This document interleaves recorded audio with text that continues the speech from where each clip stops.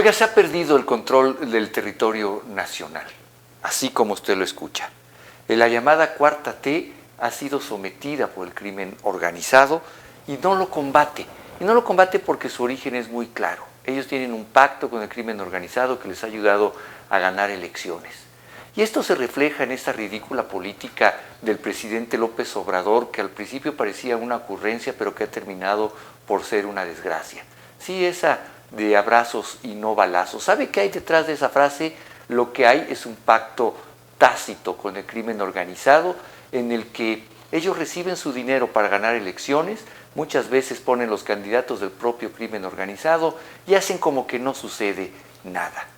Y mientras todo esto sucede, mientras el país está humillado por el crimen organizado, mientras cada vez son más los estados, las ciudades, donde la gente tiene que salir de sus casas o guarecerse en ellas, porque las calles son simplemente territorio donde el único gobierno que hay es el del capo de la plaza. Bueno, en Palacio Nacional se dedican a hacer bromas y se dedican también a insultar a los políticos de oposición. Pero un combate al crimen organizado no lo hay. Y eso que estamos viviendo en uno de los gobiernos más militarizados en la historia de México. Mucho más que el de Calderón, muchos muertos más que los de la guerra contra el crimen de Calderón, mucho más que con Peña. Aquí se mata a los periodistas de manera impune y eso no merece un solo segundo de mención del presidente en su conferencia mañanera. Ellos que tanto criticaron a los gobiernos anteriores por combatir al crimen organizado, decidieron no hacerlo. ¿Y sabe por qué decidieron no hacerlo? Porque mejor recibir su dinero y tener un pacto con ellos que enfrentarlos. Mejor abrazos y no balazos. Así ganaron elecciones en Tamaulipas, así ganaron elecciones en Sinaloa, así lo hicieron en el Estado de México, así lo hicieron en Colima, en Quintana Roo. Tenemos un gobierno que ha cedido el control al crimen organizado. Y para que eso funcione, hay que tener al ejército ahí. Usted dirá, bueno, pero si el ejército ha sido cada vez más presente en el gobierno de López Obrador, ¿por qué no hay mayor combate al crimen organizado? Nos lo preguntamos todos.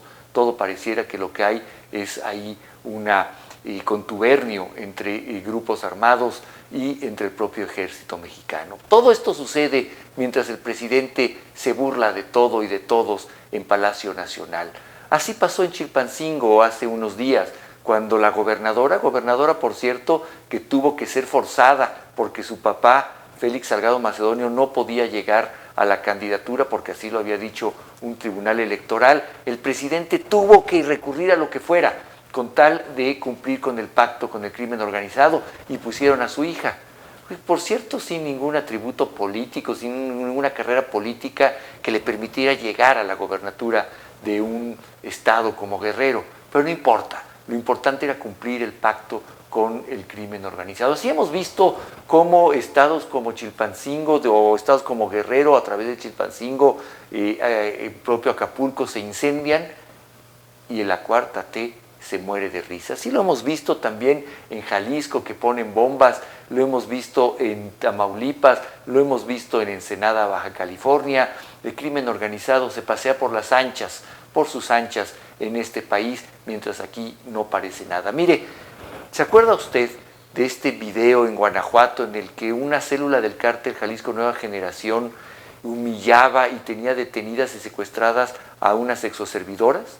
Arrodilladas ellas pedían que no las mataran y ellos exigían que les pagaran su derecho de piso. A unas exoservidoras, a unas de las más desprotegidas de esta sociedad, a ellas también les piden derecho de piso. Pues así está el país. Nosotros, los ciudadanos, arrodillados frente al crimen organizado y el gobierno suplicante de más recursos para ganar más elecciones. Pero esa es una historia que todavía está por escribirse.